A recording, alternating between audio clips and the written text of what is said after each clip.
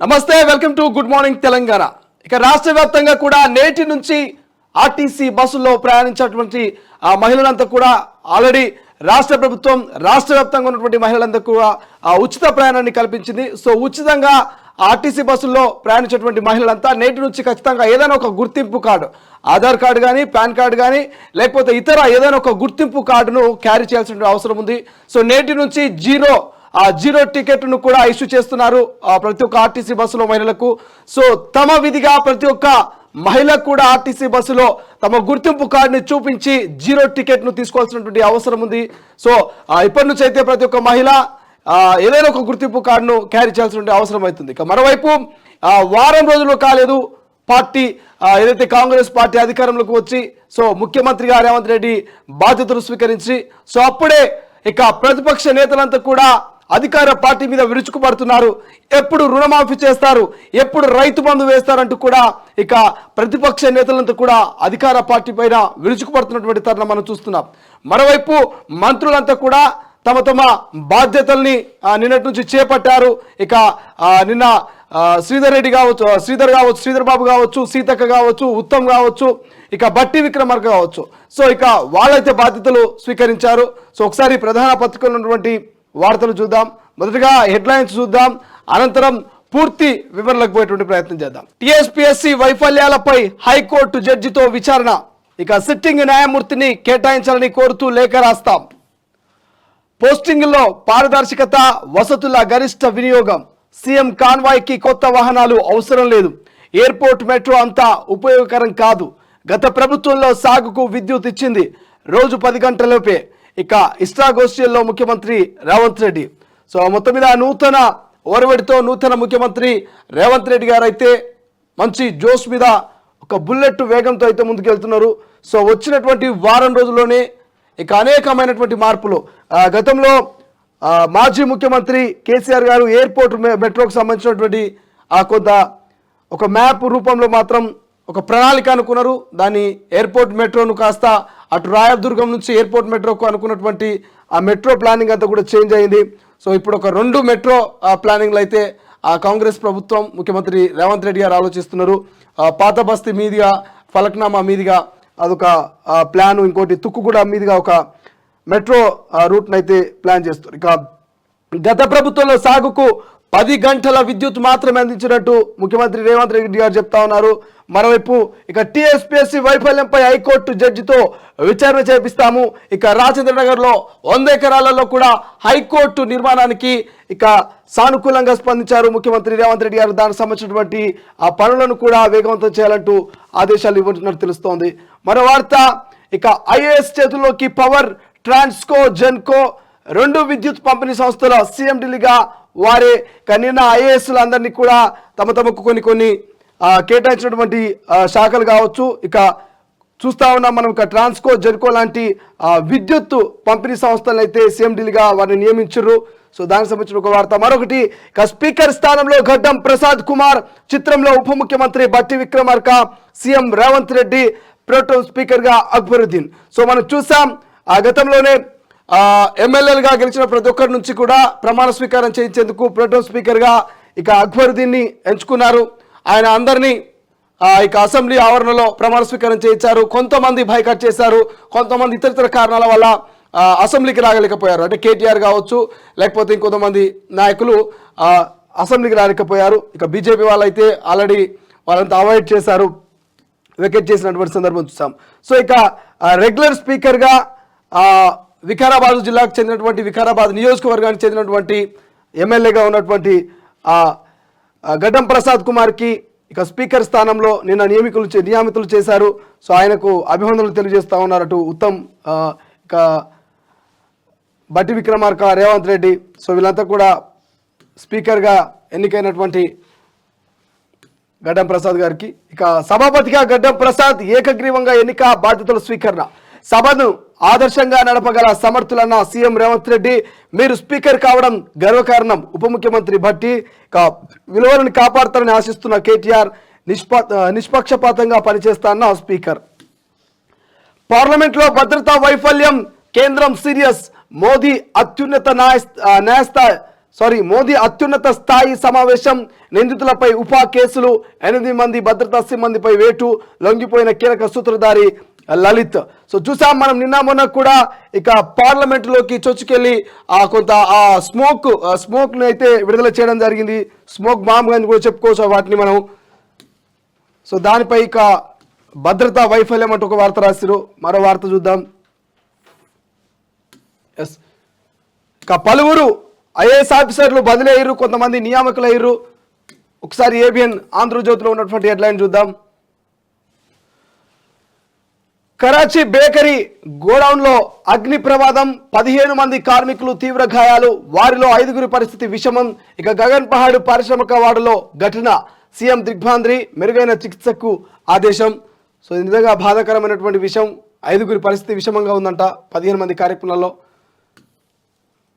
ఇక లీకేజీలపై విచారణ సిట్టింగ్ జడ్జితో జరిపించాలంటూ హైకోర్టులో అఫిడవిట్ వేస్తాం. కొత్త టీఎస్పీఎస్తో ఉద్యోగ నియామకాలు, కొత్త కాన్వాయ్ కొనను, సొంత కారే వాడుతున్న నిజాయితీ పరులైన అధికారులకే కీలక పోస్టింగ్లు, మంత్రులతో చర్చించి అన్ని శాఖలపై శ్వేతపత్రాలు. ఇక ఎంసీఆర్ హెచ్ఆర్డీసీలో అతిథి భవనం, ఒక ప్రజాభవన్ ఆవరణలోనే అనేక భవనాలు, డిప్యూటీ సీఎం నివాసం, ప్రజావాణితో పాటు సీఎం క్యాంప్ ఆఫీస్, గెస్ట్ హౌస్కు ఉపయోగిస్తాం. స్కిల్ డెవలప్మెంట్ కోసం ఒక భవనం. ఇక పార్లమెంట్ తరహాలో అసెంబ్లీలో సెంట్రల్ హాల్, మంత్రులు ఎమ్మెల్యేలు మాట్లాడుకునేలా ఏర్పాట్లు. రాయదుర్గం మెట్రో ప్లాన్ అనుకూలమైనది కాదు, అధిష్టానంతో మాట్లాడాక మంత్రివర్గ విస్తరణ, మీడియాతో ఇష్టాగోష్ఠిలో సీఎం రేవంత్ రెడ్డి. అధిష్టానంతో మాట్లాడాక మంత్రివర్గ విస్తరణ చేస్తారట. ఇంకొక 6 మంది మంత్రులు మంత్రివర్గంలోకి వచ్చే అవకాశం ఉంది. వాళ్ళు ఎవరిని ఏ వర్గం నుంచి, ఏ ప్రాంతం నుంచి, ఏ కాన్స్టిట్యున్సీ నుంచి తీసుకుంటే బాగుంటుంది అన్నటువంటి ఒక ఆలోచన. అధిష్టానంతో మాట్లాడాక ఏదైతే మంత్రివర్గ విస్తరణకు సంబంధించినటువంటి ఆలోచన చేస్తూ ఉంటారు. రాయదుర్గం మెట్రో ప్లాన్ కూడా అనుకూలమైనది కాదు. దాన్ని మార్చే యోచనలో ఉన్నట్టు తెలుస్తోంది. గత ప్రభుత్వం, గత పాలకులు రాయదుర్గం నుంచి శంషాబాద్ మెట్రో ప్లాన్ వేసిరు. అదంతా కూడా ఔటర్ రింగ్ రోడ్ మీదుగా ఔటర్లో పోయే విధంగా ఉండే. కానీ ఇప్పుడున్నటువంటి రాష్ట్ర ప్రభుత్వం, ముఖ్యమంత్రి రేవంత్ రెడ్డి గారు మాత్రం అది అనుకూలమైనది కాదు, ప్రజలకు ఉపయోగకరమైనటువంటి ప్లాన్ కాదు. ఫలక్నామా ఈ ప్రాంతాల మీదుగా పోతే, ఆ పాత బస్తీ మీదుగా పోతే ఆ ప్రాంత ప్రజలు మాత్రం మెట్రోని ఉపయోగించుకుంటారు. అది అనుకూలమైనటువంటి ఆలోచన అంటూ కూడా కొంత అధికారులతో ఆలోచిస్తున్నట్టు తెలుస్తోంది. మాట్లాడదాం, దానికి సంబంధించి పూర్తి వివరణ కూడా తీసుకుందాం. ఒకసారి విద్యుత్ శాఖ కార్యదర్శిగా రిజ్వీ, ట్రాన్స్కో జెన్కో సిఎండి బాధితులు, వైద్య శాఖ ముఖ్య కార్యదర్శిగా శైలజ, హెచ్ఎండిఏ జాయింట్ మెట్రోపాలిటన్ కమిషనర్గా అమ్రపాలి, డిప్యూటీ సీఎం ఓఎస్డీగా కృష్ణ భాస్కర్, ఐఏఎస్ల బదిలీలు, పోస్టింగ్లు, ఈసీ వేటు వేసిన 3కి పోస్టింగ్. నిన్న మాత్రం రాష్ట్ర వ్యాప్తంగా ఐఏఎస్ల బదిలీలు, కొంతమంది పోస్టింగ్లు చూసాం.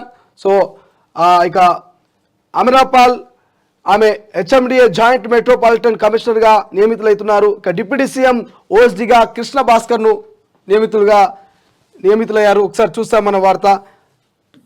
ఇంకొక వార్త చూస్తాం.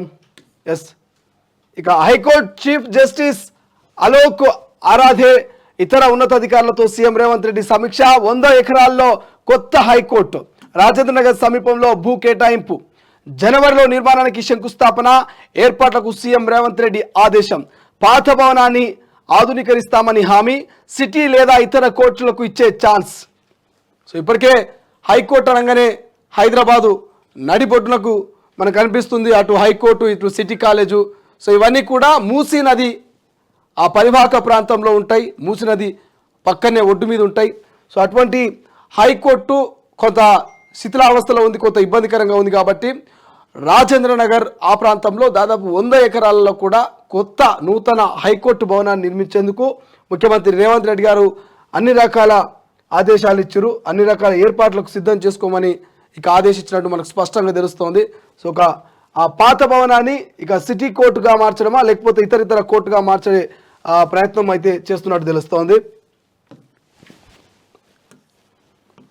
ఇంకొక వార్త, నిష్పక్షపాతంగా వ్యవహరిస్తా శాసనసభ స్పీకర్ గడ్డం ప్రసాద్ కుమార్, అన్ని పార్టీల మద్దతుతో సభాపతిగా ఏకగ్రీవంగా ఎన్నిక.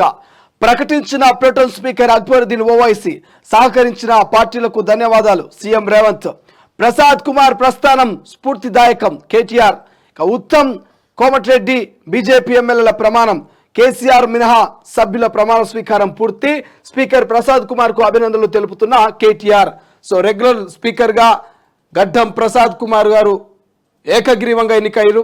ఒక ఎంపీపీ స్థాయి నుంచి 3 సార్లు ఎమ్మెల్యేగా అసెంబ్లీలో అడుగుపెట్టి సో గతంలో టెక్స్టైల్ మంత్రిగా పనిచేసి సో ఇప్పుడు స్పీకర్గా అతి పేద కుటుంబం నుంచి ఇక వెనుకబడినటువంటి కమ్యూనిటీ నుంచి ఒక స్పీకర్ స్థాయికి వచ్చినటువంటి గడ్డం ప్రసాద్ కుమార్ను అందరూ అభినందించారు. మీ నియామకం అనేది ప్రతి ఒక్కరికి స్ఫూర్తిదాయకంగా ఉంటుందంటూ చెప్పారు. సో గతంలో ఎంపీగా ఉన్నటువంటి ఉత్తమ్ కుమార్ రెడ్డి కావచ్చు, కోమటిరెడ్డి వెంకటరెడ్డి లాంటి నేతలంతా నాయకులంతా ఇక కేటీఆర్, హరీష్ రావు, సో గతంలో ప్రొడెన్స్ స్పీకర్గా ఉన్నటువంటి అక్బరుద్దీన్ గారు ఉన్నప్పుడు ఎవరైతే ప్రమాణ స్వీకారం చేయలేదో అసెంబ్లీలో వాళ్ళంతా కూడా నిన్న రెగ్యులర్ స్పీకర్ స్థానంలో ఉన్నప్పుడు రెగ్యులర్ స్పీకర్ ముందు ఇక వాళ్ళంతా కూడా ప్రమాణ స్వీకారం చేసిరు. సో దానికి సంబంధించిన ఒక వార్త ఉంది. ఇక దద్దరిల్లిన పార్లమెంట్, ఇంతకుముందు చెప్పుకున్నాం భద్రతా వైఫల్యం, విపక్ష ఎంపీల తీవ్ర నిరసన.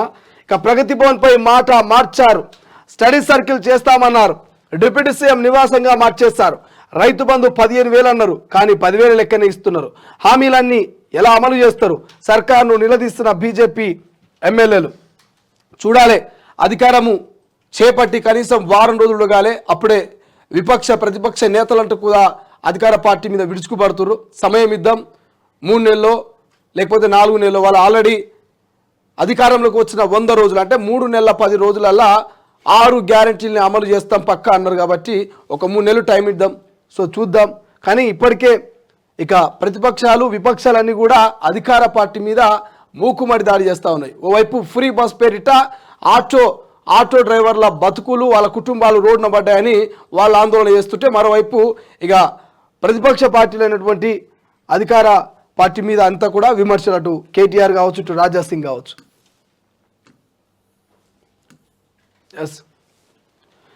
బాధ్యతలు స్వీకరించిన సీతక్క, శ్రీధర్ బాబు, మంత్రుల ఛాంబర్లలో స్మితా సబర్వాల్, జయేష్ రంజన్. సో నిన్న మంత్రులుగా వాళ్ళ ఛాంబర్లలో వాళ్ళు బాధ్యతలు స్వీకరించారు. సో ఎవరికి వాళ్ళు పూజా కార్యక్రమాలు, ఇక ఎవరైతే అక్కడ ఉన్నటువంటి అయ్యవార్ల ఆశీస్సులు తీసుకొని వాళ్ళ యొక్క బాధ్యతలు స్వీకరిస్తూ ఆ ఛాంబర్లలో ఆశీనులయ్యారు. ఇక ఎవరికి లాభం ఎవరికి నష్టం? ఫార్మసిటీ రద్దుతో స్థానికులు రైతుల్లో సంతోషం, రియల్టర్లో కలకలం. ఇక బఫర్ జోన్ ప్రాంతంలో ఉన్న వారందరికీ భారీ ఊరట. ఫార్మసిటీ కోసం 19,933 ఎకరాల సేకరణకు నిర్ణయం. ఇప్పటికే 13,000 ఎకరాల భూసేకరణ, భారీగా రుణాలు. భూమి కోసం ఇప్పటికే 500కు పైగా కంపెనీల దరఖాస్తు. రైతుల భూములు వెనక్కి ఇవ్వాలని బీఆర్ఎస్ డిమాండ్. రంగారెడ్డి జిల్లా ప్రతినిధి హైదరాబాద్ అంటూ ఒక వార్త రాశారు.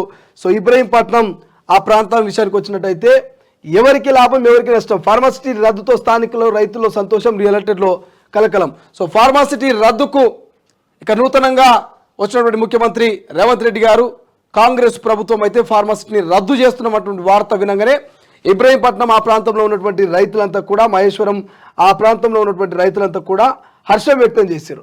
సో దాదాపు 20,000 ఎకరాల భూమి రైతులంతా కూడా ఆనందాన్ని వ్యక్తం చేసినటువంటి సందర్భం. సో దీనివల్ల ఫార్మాసిటీ రద్దు వల్ల ఎవరికి లాభం ఎవరికి నష్టం? ఇక మళ్ళా రియల్ ఎస్టేట్ దందాలు మొదలైతే అనేది ప్రతిపక్షాల మాట.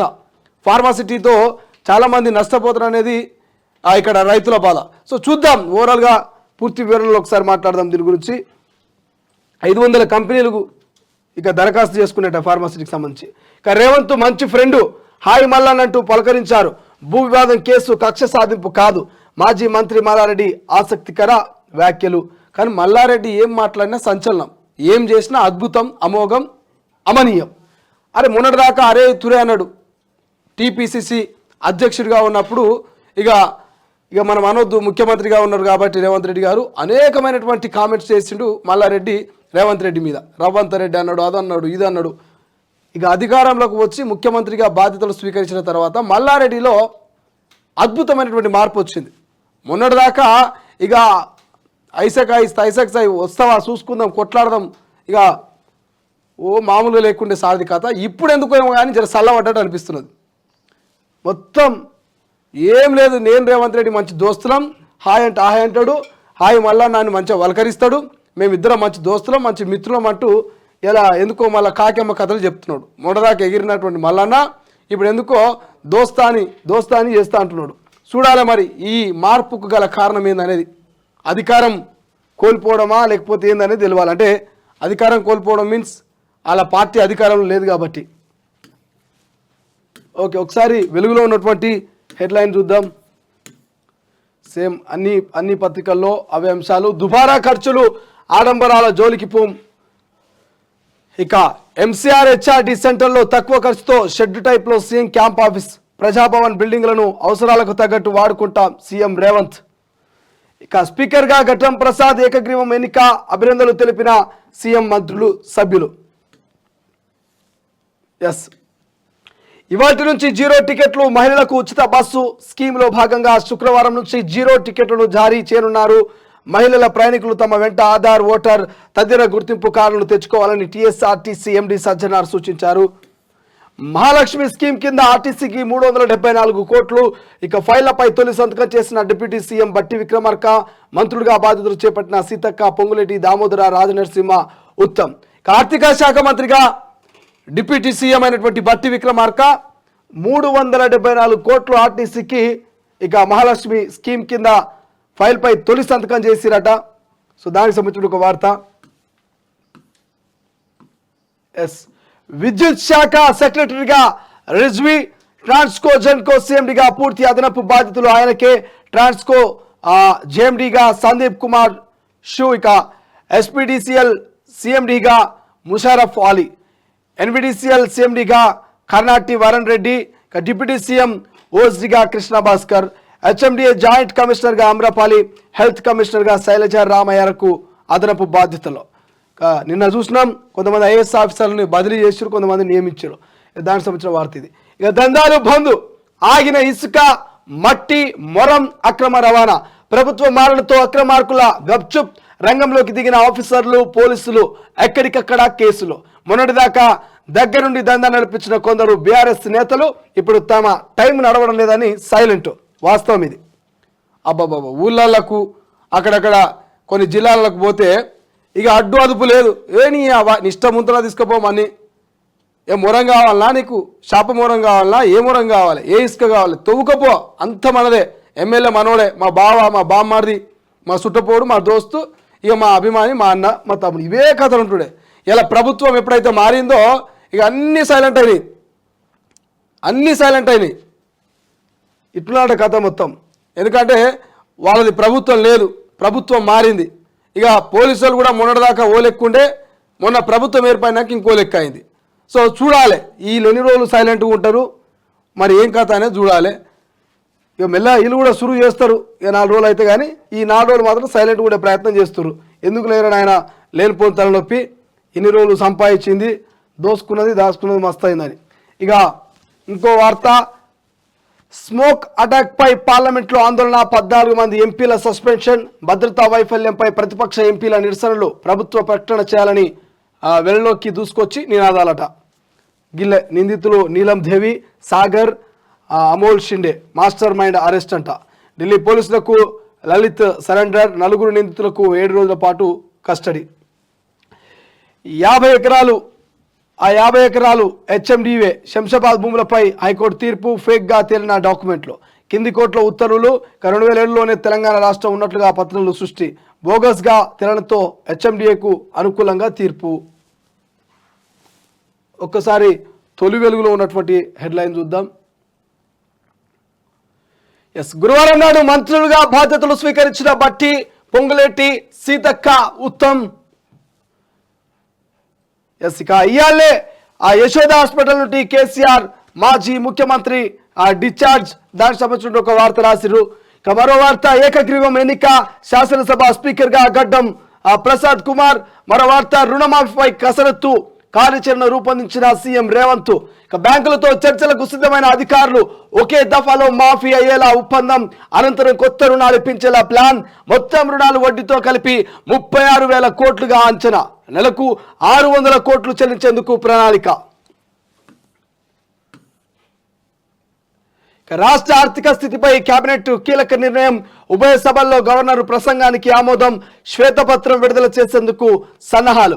సో ఇప్పటికే నూతనంగా ఏర్పడినటువంటి రాష్ట్ర ప్రభుత్వం గత పాలకులు చేసినటువంటి అవినీతి అక్రమాలు, ఇక అప్పులు, ఆస్తులు అన్నీ కూడా క్లియర్గా ప్రజల ముందు ఉంచే విధంగా ఒక శ్వేతపత్రాన్ని తయారు చేస్తారు. ఆ శ్వేతపత్రాన్ని గతం నుంచి కూడా ముఖ్యమంత్రి రేవంత్ రెడ్డి గారు చెప్తున్నారు. గత పాలకులు చేసిన అవినీతి అక్రమాల్ని, అప్పుల్ని ప్రజల ముందు చూపించడానికి ఖచ్చితంగా శ్వేతపత్రాన్ని విడుదల చేస్తామన్నారు. సో దానికి సంబంధించినటువంటి శ్వేతపత్రాన్ని ఇప్పటికే అధికార పార్టీ ఇక ముఖ్యమంత్రి రేవంత్ రెడ్డి గారు సిద్ధం చేయిస్తున్నారు. సో గత పాలకులు చేసిన అప్పులు, ఆస్తులు, అవినీతి అక్రమాలంతా కూడా అసెంబ్లీ సాక్షిగా ప్రజలకు చూపించే ప్రయత్నము రేవంత్ రెడ్డి గారు చేస్తున్నారు. దానికి సంబంధించినటువంటి అన్ని రకాల సన్నాహాలు కూడా పూర్తయిపోయినాయి. రేపో మాపో ఇక జాతకం అంతా కూడా అసెంబ్లీ సాక్షిగా ముంగల పెట్టే ప్రయత్నం చేస్తున్నారు. ఇక నమస్తే తెలంగాణ చూద్దాం. వీళ్ళు పాపం వార్తలు లేక నిన్న మొన్నదా కొట్టుమిట్టిరు. ఇప్పుడు చూడాలి మరి ఏ వార్తలు రాస్తున్నారు అనేది. ఇగో ఏ పత్రికలు రాలే, ఏ పత్రికలు కనిపించినాదే మా కెమెరామ్యాన్ కన్నా కూడా కనిపించకూడవచ్చు. ఇక ఇక్కడ కనిపిస్తుంది చూడు. కాంగ్రెస్ ప్రభుత్వం ప్రవేశపెట్టిన ఉచిత బస్సు ప్రయాణ పథకంతో తమ ఉపాధి దెబ్బతిందంటూ ఆటో కార్మికుల ఆందోళన బాట పట్టారు. రోజు రోజుకు నిరసనల తీవ్రత పెరుగుతున్నది. ఫ్రీ బస్తో తమ బతుకులు ఆగమవుతున్నాయని వారు ఆందోళన వ్యక్తం చేస్తున్నారు. ఆటో డ్రైవర్లకు జీవన భృతి చెల్లించాలని ప్రభుత్వాన్ని డిమాండ్ చేస్తున్నారు. గురువారం కామారెడ్డి జిల్లా బాన్స్వాడలో ఆటోలతో చేపట్టిన నిరసన ర్యాలీలో నినాదిస్తున్న కార్మికులట. ఇదే ఆటో కార్మికులు, ఇదే రైతులు, ఇదే నిరుద్యోగులు ఎంతోమంది అనేక నిరసన కార్యక్రమాలు చేశారు. ప్రభుత్వానికి వ్యతిరేకంగా నినాదాలు వినిపించారు. ఏ ఒక్క రోజైనా ఓ వార్త వేసిన పాపన పోయిందా నమస్తే తెలంగాణ? ఇలా ప్రభుత్వం మారిందో లేదో, వాళ్ళ బుద్ధి మారింది. ఇలా ఆటో డ్రైవర్ల గురించి వార్త వేసారు, మెచ్చుకుందాం. ఎందుకంటే ప్రతిపక్ష పాత్ర వహిస్తున్నారు. ప్రజలకు ఇక పాలకులకు మధ్య వారధిగా అద్భుతంగా ఈ ఆటో డ్రైవర్ అన్న బాధలను మీరు చూపించే ప్రయత్నం చేశారు. ఇదే ప్రయత్నం గత పాలకులు అధికారంలో ఉన్నప్పుడు చేస్తే ఇంకెంత బాగుంటుండే. అప్పుడు ఎవ్వరు గుర్తుకు రాలే. రైతులు, ఆటో డ్రైవర్లు, కార్మికులు, కర్షకులు ఎవ్వరు గుర్తుకు రాలే. ఎవరి సమస్యలు గీ నమస్తే తెలంగాణ పేపర్ మీద ఇక మా తొలివేలు స్క్రీన్ మీద చదువుదామంటే ఎప్పుడు కనిపించలే. ఇలా ఫస్ట్ టైం ఆటో డ్రైవర్ల గురించి, సామాన్యుల గురించి నమస్తే తెలంగాణ పేపర్లో వాళ్ళకు చోటు దక్కిందంటే ఇక నిజంగా మరి ఎంత మార్పు వచ్చింది నమస్తే తెలంగాణ అనేది ఒకసారి మనం ఆలోచించాలి.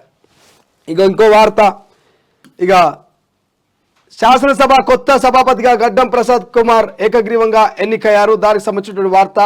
ఇక ఎయిర్పోర్ట్ మెట్రో రూట్ మార్పు, శంషాబాద్ వరకు న్యూ అలైన్మెంట్, ఫలక్నామా లేదా ఎల్బీ నగర్ మీదుగా మార్గం. వాస్తవానికి గతంలో రాయదుర్గం నుంచి శంషాబాద్కు ఏదైతే కొత్త మెట్రో ప్లాన్ ఉందో ఆ ప్లాన్ వచ్చినప్పుడే చాలామంది విమర్శించారు. అది ఎవరికి ఉపయోగం రా నాయన? ఆ రాయదుర్గం నుంచి శంషాబాద్ అంటే నువ్వు పోయేది మొత్తం అవుటర్లో పోతుంది. సో అవుటర్లు అంటే కోకాపేటు గట్ల ప్రాంతం మీదకి వెళ్ళి మొత్తం భూముల రేట్లు పెరుగుతాయి. అక్కడ ఉన్న భూములు ఎవరు అంటే అధికార పార్టీలో ఉన్నటువంటి, అప్పటి అధికార పార్టీలో ఉన్నటువంటి ఎమ్మెల్యేలయ్యి, మంత్రులయ్యి, ముఖ్యమంత్రికి సంబంధించినటువంటి దోస్తులయ్యి, చుట్టాలయ్యి, బంధువులయ్యి, వాళ్ళ భూములకు మంచి రేట్ వస్తుంది. ఇక వాళ్ళు ఫ్యూచర్లో మంచిగా డెవలప్ అవుతున్నటువంటి కాన్సెప్ట్లా గట్ల ఔటర్ రింగ్ రోడ్లకి రాయదుర్గం నుంచి శంషాబాద్ వరకు మెట్రో ప్లాన్ చేశారు. ఏ రూపాయి మందం కాదు, చాలన మందం కూడా సామాన్యునికి లాభం లేకుండే. కానీ ఇలా కొత్త ప్రభుత్వం కొత్త ప్లాన్ను రూపొందించబోతుంది.